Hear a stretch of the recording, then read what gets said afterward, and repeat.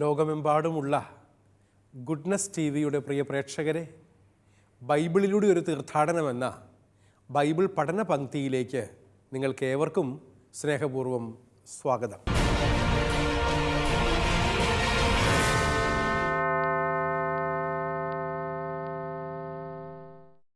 കഴിഞ്ഞ ഏതാനും എപ്പിസോഡുകളായി യോഹന്നാൻ്റെ സുവിശേഷത്തിൻ്റെ 15-ാം അധ്യായം 1 മുതൽ 17 വരെയുള്ള വാക്യങ്ങളാണ് നമ്മൾ പഠിച്ചുകൊണ്ടിരുന്നത്. 2 ഭാഗങ്ങളായി വചനവ്യാഖ്യാനവും വചനവിചിന്തനവും നമ്മൾ പൂർത്തിയാക്കി കഴിഞ്ഞു. തുടർന്നുള്ള വാക്യങ്ങൾ പഠിക്കാനായി നിങ്ങളെ ഏവരെയും സ്നേഹപൂർവ്വം ക്ഷണിക്കുന്നു.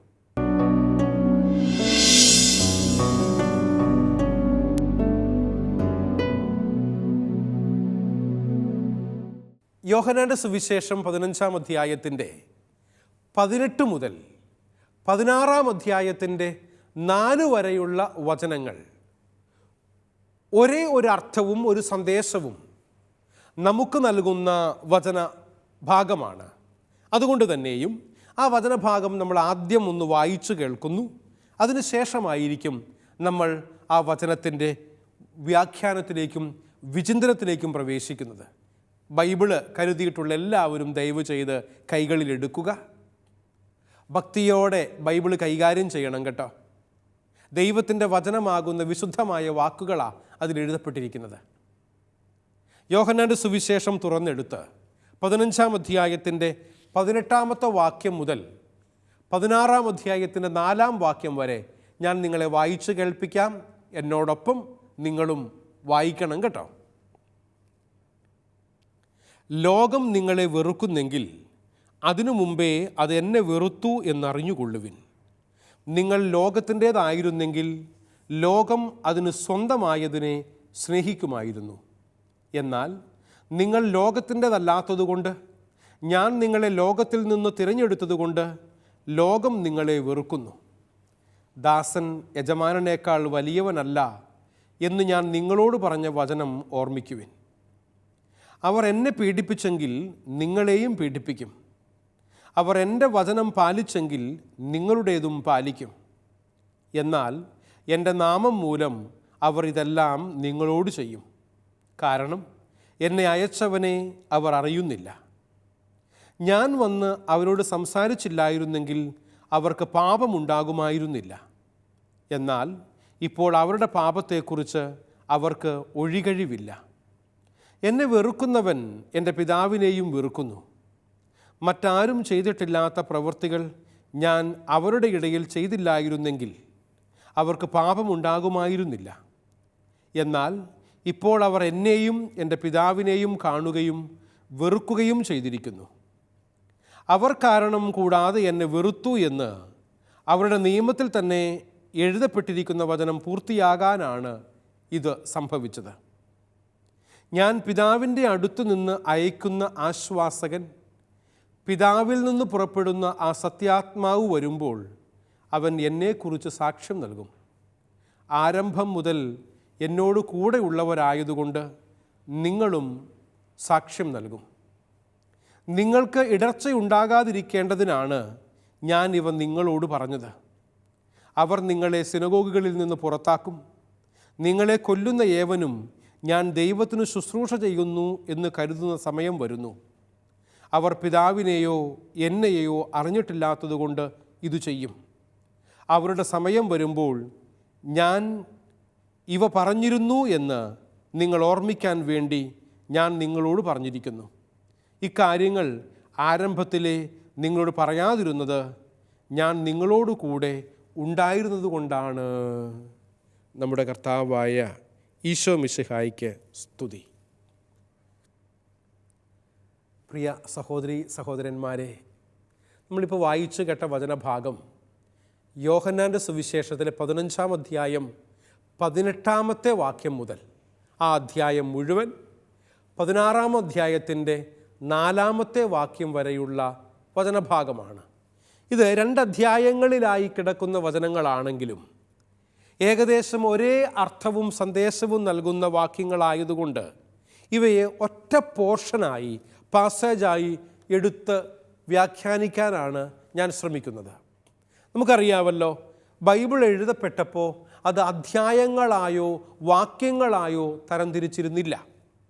കാലക്രമത്തിൽ ബൈബിൾ വായനയുടെ ലളിതവൽക്കരണത്തിനു വേണ്ടിയും അല്പം കൂടെ മെച്ചപ്പെട്ട കാര്യങ്ങൾ മനസ്സിലാക്കുന്നതിന് വേണ്ടിയിട്ടുമാണ് ബൈബിളിനെ അധ്യായങ്ങളായും വാക്യങ്ങളായും പിന്നീടുള്ള ദൈവശാസ്ത്രജ്ഞന്മാരും സന്യാസികളും ബൈബിൾ പണ്ഡിതന്മാരുമൊക്കെ കാലാകാലങ്ങളായി ഇവയെ കാലക്രമത്തിൽ അധ്യായങ്ങളായും വാക്യങ്ങളായും തരം തിരിച്ചത് എന്നതാണ് യാഥാർത്ഥ്യം.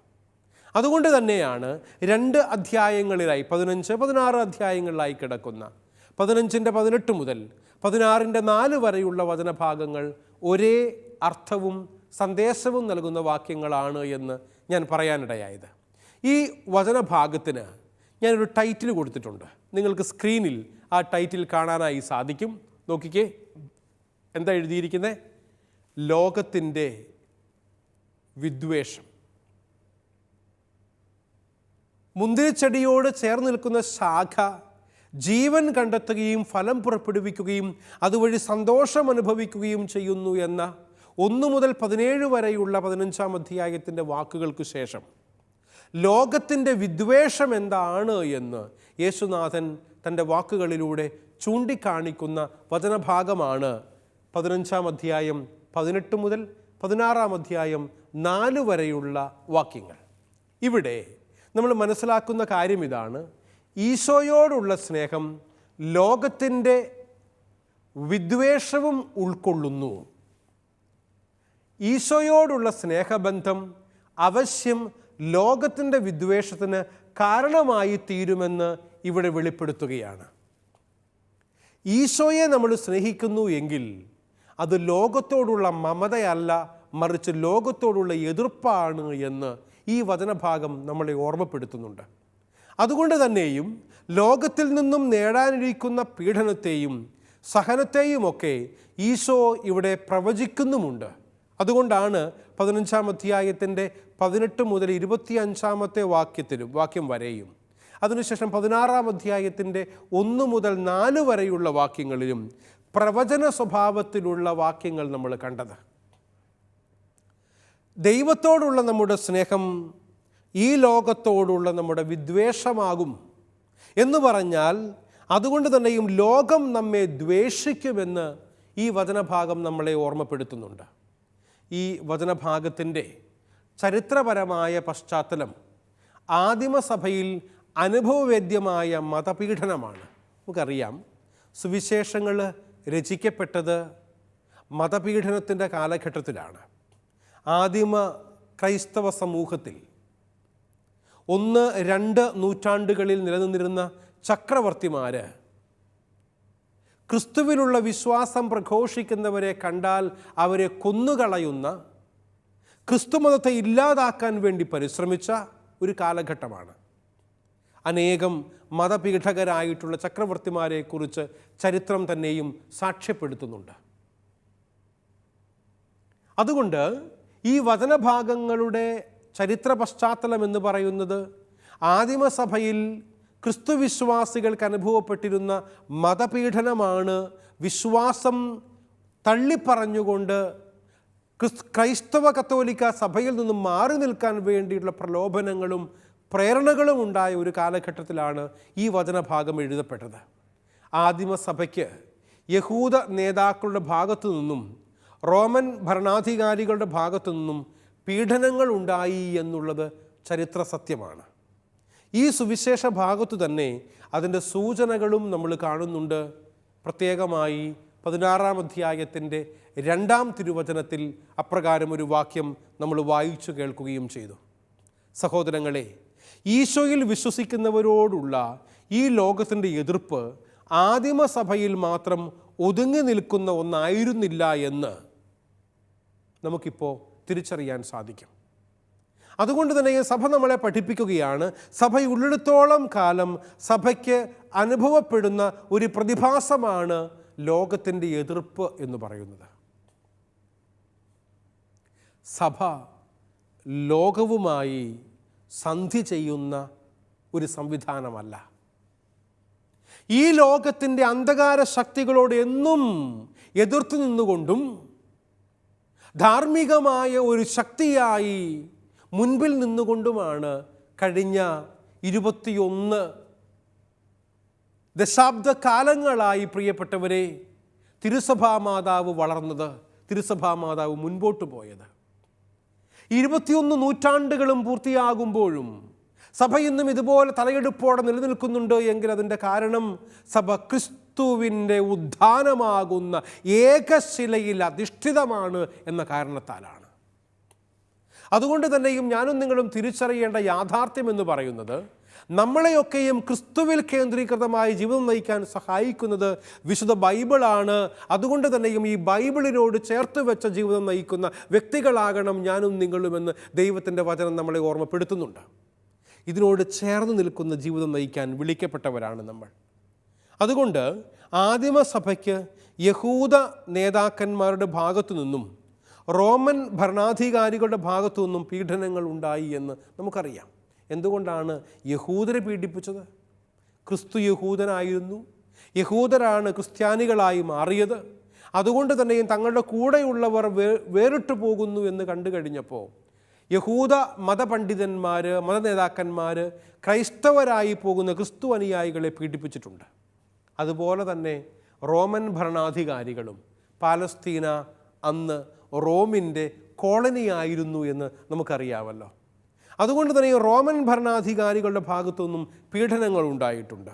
ഈ സുവിശേഷ ഭാഗം അതിനെക്കുറിച്ച് കൃത്യമായി നമ്മളെ ഓർമ്മപ്പെടുത്തുന്നുമുണ്ട്. ഈശോയിൽ വിശ്വസിക്കുന്നവരോടുള്ള ഈ ലോകത്തിൻ്റെ എതിർപ്പ് ആദിമസഭയിൽ മാത്രമല്ല എന്നും അതിന്നും തുടർന്നുകൊണ്ടിരിക്കുന്ന ഒരു പ്രതിഭാസമാണ് എന്നും പ്രിയപ്പെട്ടവരെ, ഇന്നും കാണപ്പെടുന്ന എതിർപ്പുകളും ഇന്നും കാണപ്പെടുന്ന മതപീഡനങ്ങളും ഇന്നും മതത്തിൻ്റെ പേരിൽ വിശ്വാസം ഏറ്റുപറഞ്ഞതിൻ്റെ പേരിൽ ശിക്ഷിക്കപ്പെടുന്നുണ്ട് എങ്കിൽ, ആരെങ്കിലുമൊക്കെ വധിക്കപ്പെടുന്നുണ്ട് എങ്കിൽ അതിൻ്റെ കാരണവും മറ്റൊന്നല്ല എന്ന് സാന്ദർഭികമായി നിങ്ങളെ ഓർമ്മപ്പെടുത്തട്ടെ. 15-ാം അധ്യായത്തിൻ്റെ 18-19 ആദ്യത്തെ 2 വാക്യങ്ങൾ ക്രൈസ്തവൻ ലോകത്തിൻ്റേത് അല്ലാത്തവനാണ് എന്ന് നമ്മളെ ഓർമ്മപ്പെടുത്തുന്ന വചനഭാഗങ്ങളാണ്. ലോകത്തിൻ്റെ വിദ്വേഷം വിശ്വാസികൾക്ക് അനുഭവപ്പെടുന്നതിൻ്റെ കാരണം അവൻ ലോകത്തിൻ്റേതല്ല എന്നതാണ്. ദൈവം അവരെ ലോകത്തിൽ നിന്നും തിരഞ്ഞെടുത്ത് സ്വന്തമാക്കി എന്ന കാരണത്താൽ ലോകം നമ്മെ ദ്വേഷിക്കുമെന്നുള്ളത് തീർച്ചയാണ്. സഹോദരങ്ങളെ, അതുകൊണ്ട് തന്നെയും ഈശോ ശിഷ്യന്മാരെ പലപ്പോഴും തനിക്ക് സ്വന്തമായുള്ളവർ എന്ന് വിശേഷിപ്പിക്കുന്നത് നമ്മൾ കണ്ടിട്ടുണ്ട്. ഉദാഹരണത്തിന് 13-ാം അധ്യായം 1-ാം വാക്യത്തിൽ യോഹന്നാൻ സുവിശേഷകൻ അങ്ങനൊരു പരാമർശം നടത്തുന്നുണ്ട്. ഈശോയ്ക്ക് സ്വന്തമായുള്ളവരാണ് നമ്മൾ. ഞാനും നിങ്ങളും ഈശോയുടെ സ്വന്തമാകുന്നത് കൊണ്ട് തന്നെയും ലോകത്തിൻ്റേതല്ല എന്ന ഒരു വ്യംഗ്യാർത്ഥം അതിലുണ്ട് എന്ന് മനസ്സിലാകും. ലോകത്തിൻ്റേതാകുക, ദൈവത്തിൻ്റേതാകുക എന്നെല്ലാം പറയുന്നതിൻ്റെ അർത്ഥം ലോകത്തിൻ്റെ അഥവാ ദൈവത്തിൻ്റെ ആദർശങ്ങൾക്കനുസൃതമായി ജീവിക്കുക, ലോകത്തിൻ്റെ അഥവാ ദൈവത്തിൻ്റെ ചൈതന്യം ഉൾക്കൊള്ളുക, ലോകത്തോട് അഥവാ ദൈവത്തോട് പ്രതിബദ്ധതയുള്ള ജീവിതം നയിക്കുക എന്നൊക്കെയാണ് അർത്ഥം. ഇവിടെ ലോകവും ദൈവവും ചേർന്നു പോകുന്ന ഒന്നല്ല, ദ്വന്ദ്വങ്ങളാണ്. അതുകൊണ്ട് തന്നെ ലോകത്തിലാണ് ഞാനും നിങ്ങളും ജീവിക്കുന്നത് എങ്കിലും ലോകത്തിൻ്റേതല്ലാതെ സ്വർഗരാജ്യം ലക്ഷ്യമാക്കി ജീവിക്കേണ്ടവരാണ് എന്ന് നമ്മളെ ഓർമ്മപ്പെടുത്തുന്നുണ്ട് ഈ വചനഭാഗം.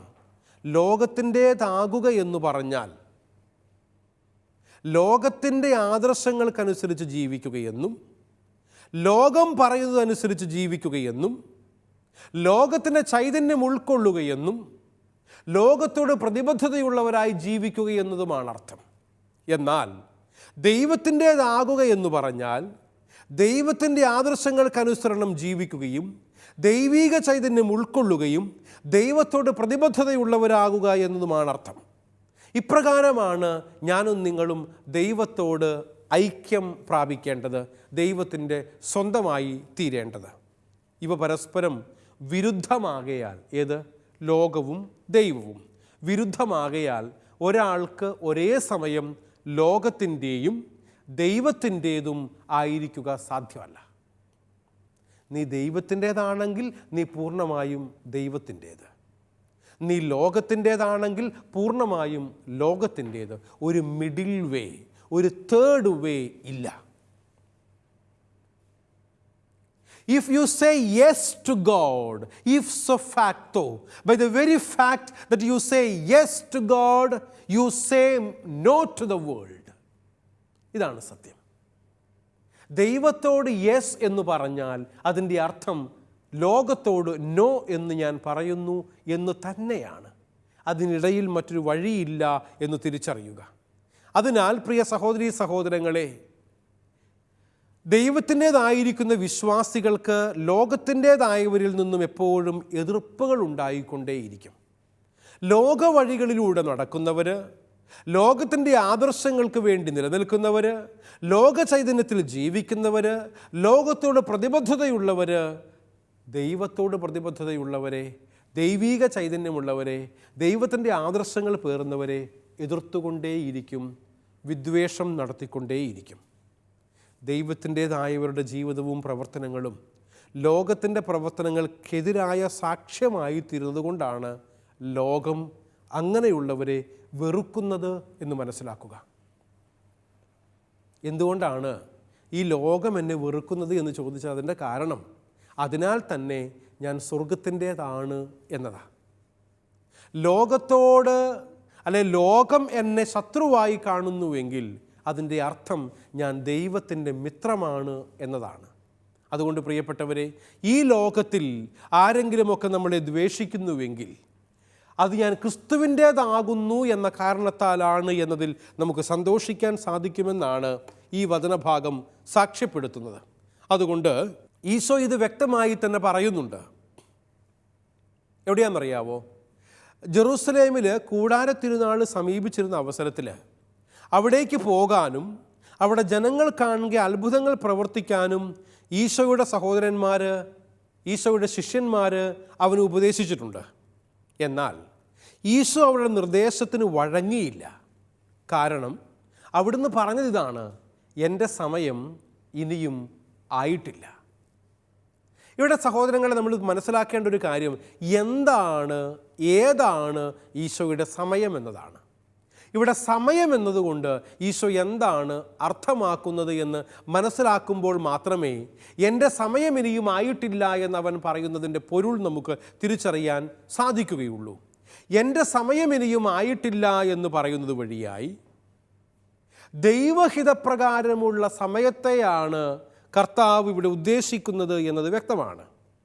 ദൈവഹിതപ്രകാരമുള്ള സമയം എന്ന് പറഞ്ഞാൽ ഞാൻ ഈ ലോകത്തിൻ്റെതായി ജീവിക്കേണ്ടവനല്ലെന്നും ദൈവഹിതമനുസരിച്ച് പ്രവർത്തിക്കുന്നവനാകണമെന്നും ദൈവം ആഗ്രഹിക്കുന്നുണ്ട്. ഞാനും നിങ്ങളും ദൈവത്തിൻ്റെ സൃഷ്ടികളായതുകൊണ്ട് തന്നെയും അവൻ്റെ ഇഷ്ടമനുസരിച്ച് ജീവിക്കാൻ സഹോദരങ്ങളെ നമ്മൾ പരിശ്രമിക്കേണ്ടിയിരിക്കുന്നു. ഈശോ ദൈവത്തിൽ നിന്നുള്ളവനായതുകൊണ്ട് എപ്പോഴും ദൈവഹിതമനുസരിച്ചാണ് പ്രവർത്തിച്ചിരുന്നത്. ദൈവത്തിൻ്റെ ഹിതം തേടുക എന്നുള്ളത് വളരെ പ്രധാനപ്പെട്ട ഒരു കാര്യമാണ്. എന്ത് കാര്യങ്ങളിലും എൻ്റെ സ്ഥാനത്ത് കർത്താവായിരുന്നെങ്കിൽ എങ്ങനെ ചെയ്യുമായിരുന്നു?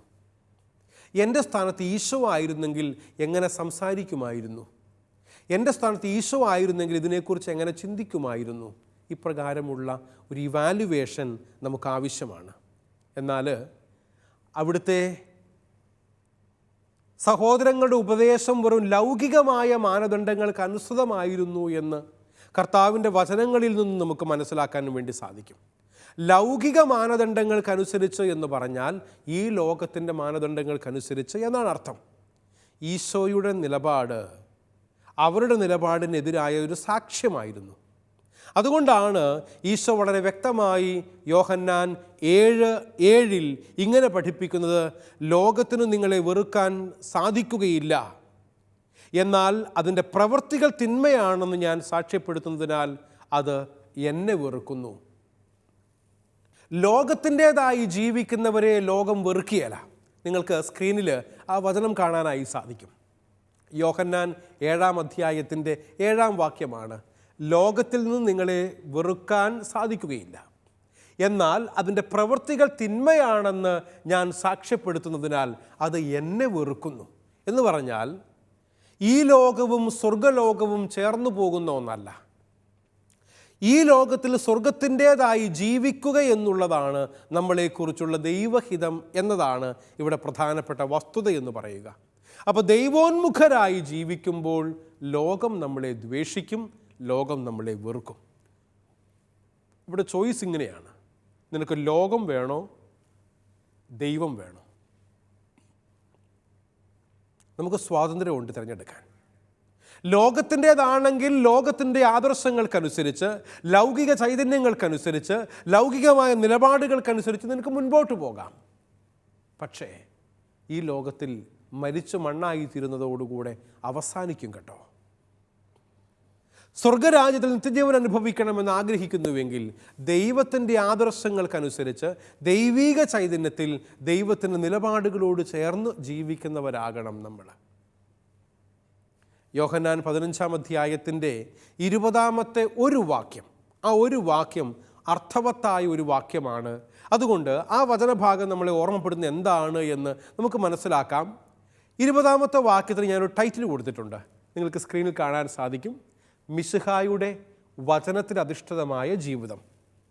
മിശിഹായുടെ വചനത്തിൽ അധിഷ്ഠിതമായ ജീവിതം നയിക്കുന്നവരാകണം ഏതൊരു ക്രിസ്തു വിശ്വാസിയുമെന്ന് ഈ വചനം വളരെ വ്യക്തമായി നമ്മളെ ഓർമ്മപ്പെടുത്തുകയാണ്.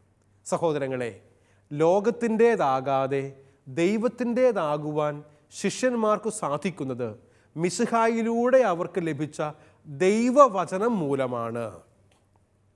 മിശിഹായിലൂടെ നമുക്ക് ദൈവവചനം ലഭിച്ചിട്ടുണ്ട്. ആദിയിൽ വചനമുണ്ടായിരുന്നു, വചനം ദൈവമായിരുന്നു എന്ന് പറഞ്ഞ് യോഹന്നാൻ 1-ാം അധ്യായത്തിൻ്റെ 1-ാം തിരുവചനത്തിലൂടെ മിശിഹ നമുക്ക് വചനം നൽകിയെന്നും അത് ദൈവത്തിൻ്റെ വചനമാണ് എന്നും നമ്മളെ ഓർമ്മപ്പെടുത്തുന്നുണ്ട്. ഈശോ തൻ്റെ പുരോഹിത പ്രാർത്ഥനയിൽ ഇങ്ങനെ പ്രാർത്ഥിക്കുന്നുണ്ട്. യോഹന്നാൻ്റെ സുവിശേഷം 17-ാം അധ്യായത്തിൻ്റെ 17-ാമത്തെ തിരുവചനമാണ് സ്ക്രീനിൽ നമുക്ക് കാണാൻ സാധിക്കും. അവരെ അങ്ങ് സത്യത്താൽ വിശുദ്ധീകരിക്കണമേ. അവിടുത്തെ വചനമാണ് സത്യമെന്ന് പറഞ്ഞ് തൻ്റെ പുരോഹിത പ്രാർത്ഥനയിൽ, തൻ്റെ ശിഷ്യന്മാർക്ക് വേണ്ടിയുള്ള പ്രാർത്ഥനയിൽ, തൻ്റെ ശിഷ്യന്മാരാകാൻ പോകുന്നവർക്ക് വേണ്ടിയുള്ള ക്രിസ്തുനാഥൻ്റെ പ്രാർത്ഥനയിൽ അവൻ പറയാണ്, അവരെ അങ്ങ് സത്യത്താൽ വിശുദ്ധീകരിക്കണമേ. അവിടുത്തെ വചനമാണ് സത്യം. സത്യമായ വചനം കൊണ്ട് നമ്മളെ എല്ലാവരെയും വിശുദ്ധീകരിക്കുന്ന ക്രിസ്തു സ്നേഹത്തിലേക്ക് ഞാനും നിങ്ങളും വളരേണ്ടിയിരിക്കുന്നു എന്ന് നമ്മളെ ഓർമ്മപ്പെടുത്തുകയാണ് പ്രിയപ്പെട്ടവരെ. വിശുദ്ധീകരിക്കപ്പെടുക എന്നതുകൊണ്ട് പരിശുദ്ധനായ ദൈവത്തിനു വേണ്ടി മാറ്റിവയ്ക്കപ്പെടുക എന്നാണ് അർത്ഥമാക്കുന്നത്. ഇത് സാധ്യമാകുന്നത് ദൈവത്തിൻ്റെ വചനം സ്വീകരിക്കുകയും വചനത്തിൽ അധിഷ്ഠിതമായ ജീവിതം നയിക്കുകയും ചെയ്യുമ്പോഴാണ് എന്ന് ഈ തിരുവചന ഭാഗം നമ്മളെ ഓർമ്മപ്പെടുത്തുന്നുണ്ട്. അതുകൊണ്ട് ദൈവവചനത്തിൽ അധിഷ്ഠിതമായ ജീവിതം നയിക്കുമ്പോൾ അത് ലോകത്തിന് ഭീഷണിയാകുകയും ലോകത്തിൻ്റെ എതിർപ്പിന് കാരണമാകുകയും ചെയ്യുമെങ്കിലും ലോകത്തിൻ്റെ വശീകരണങ്ങളെ ചെറുത്തു നിൽക്കാൻ അത് വിശ്വാസികൾക്ക് ശക്തി പകരും. ലോകത്തിൻ്റെ പ്രലോഭനങ്ങളെ, ടെംപ്റ്റേഷൻസ് ഓഫ് ദ വേൾഡ്, അതിജീവിക്കാൻ നമ്മളെ അത് സഹായിക്കുകയും ചെയ്യും. ഇങ്ങനെ ശക്തി പ്രാപിച്ച് സഭയിൽ വചനം പ്രഘോഷിക്കേണ്ടവരാണ് ക്രൈസ്തവരെന്ന് ഈ ദൈവത്തിൻ്റെ വാക്യങ്ങൾ നമ്മളെ ഓർമ്മപ്പെടുത്തുന്നുണ്ട്. ദൈവവചനം ഈശോ ശിഷ്യന്മാർക്ക് കൊടുത്ത വചനമാണ്. അതുകൊണ്ടാണ് യോഹന്നാൻ 17:18 പറയുക, അങ്ങ് എനിക്ക് നൽകിയ വചനം ഞാൻ അവർക്ക് നൽകി. മിശിഹായുടെ വചനം സ്വീകരിക്കുന്നവർ മിശിഹായെ പ്രതിനിധാനം ചെയ്യുന്നവരുടെ വചനവും സ്വീകരിക്കേണ്ടതാണ് എന്ന് നമ്മളെ ഓർമ്മപ്പെടുത്തുകയാണ്. എന്ന് പറഞ്ഞാൽ, പ്രിയ സഹോദരീ സഹോദരന്മാരെ, ക്രിസ്തുവിനോട് ചേർന്നിരിക്കുന്നവർ ക്രിസ്തുവിൻ്റെ പ്രതിപുരുഷന്മാരായി സഭയ്ക്ക് നേതൃത്വം നൽകുന്ന മേലധികാരികളുടെ വചനങ്ങളെയും അനുസരിക്കണം. കാരണം അധികാരം ദൈവം നൽകുന്നതാണ്. ദൈവീകമായ അധികാരത്തിൽ പങ്കാളികളാകുന്നവരാണ് മേൽപ്പട്ടക്കാർ. അവർ പറയുന്ന വാക്യങ്ങളെ ദൈവവചനങ്ങൾക്കനുസരണം ജീവിക്കണമെന്നും സ്വീകരിക്കണമെന്നും ഓർമ്മപ്പെടുത്തുകയാണ്. ലോകത്തിൽ സഭയെയും സഭയുടെ കൂദാശകളെയും സ്നേഹിക്കുകയും അനുധാവനം ചെയ്യുകയും സ്വീകരിക്കുകയും ചെയ്യാത്തവരിൽ മിശിഹായും സ്നേഹിക്കപ്പെടുകയും അനുധാവനം ചെയ്യപ്പെടുകയും സ്വീകരിക്കപ്പെടുകയും ചെയ്യുന്നില്ല എന്ന് മനസ്സിലാക്കുക. മിശിഹ ഇല്ലാതെ സഭയില്ല. അതുപോലെ തന്നെ സഭയെ തള്ളിപ്പറയുന്നവരിൽ മിശിഹായുമില്ല. ഞാൻ ആവർത്തിച്ച് പറയുന്നു, സഭയെ തള്ളിപ്പറയുന്നവരിൽ മിശിഹായില്ല. സഭയെ തള്ളിപ്പറയുന്നവരിൽ ദൈവിക സാന്നിധ്യമില്ല. സഭയെ തള്ളിപ്പറയുന്നവരിൽ ദൈവിക ചൈതന്യമില്ല, പരിശുദ്ധാത്മാവില്ല. വിഘടനത്തിൻ്റെ ആത്മാവാണ് അവരിലുള്ളത്. അതുകൊണ്ട് മിശിഹ നൽകിയ വചനം സഭയിൽ കുടികൊള്ളുന്നത് ബൈബിളിൽ മാത്രമല്ല. സഭയുടെ ഔദ്യോഗിക പ്രബോധനം, ലിറ്റോർജി അഥവാ ആരാധനാക്രമം, ആധ്യാത്മികത അഥവാ സ്പിരിച്വാലിറ്റി, ശിക്ഷണക്രമം, പ്രാർത്ഥന എന്നിവയിലൂടെയാണ്. ഇപ്രകാരം സഭയുടെ ജീവിതത്തിൽ ഭാഗവാക്കുകളാകുന്നവർക്ക്, സജീവമായി ഭാഗവാക്കുകളാകുന്നവർക്ക് മിശിഹായുടെ വചനം പൂർണ്ണതയിൽ സ്വീകരിക്കുവാനും കൊടുക്കുവാനും സാധിക്കുകയുള്ളൂ എന്ന് തിരിച്ചറിയുക. അതുകൊണ്ട് സഹോദരീ സഹോദരന്മാരെ, ക്രൈസ്തവ കത്തോലിക്ക വിശ്വാസം എന്ന് പറയുന്നത് അത്ര എളുപ്പമുള്ള കാര്യമല്ല. ദൈവ കൽപ്പനകൾക്കനുസൃതം, ദൈവ വചനത്തിനനുസൃതം, സഭാധികാരികളുടെ നിർദ്ദേശങ്ങൾക്കും തീരുമാനങ്ങൾക്കും അനുസരിച്ച് ജീവിക്കാൻ കടപ്പെട്ടവനാണ് ഒരു വിശ്വാസിയുമെന്ന് ഈ തിരുവചന ഭാഗം നമ്മെ ഓർമ്മപ്പെടുത്തുന്നുണ്ട്. അനുസരണമുള്ളവരാകാം, അനുഗ്രഹം പ്രാപിക്കാം. ദൈവം സമൃദ്ധമായി നമ്മെ ആശീർവദിക്കട്ടെ.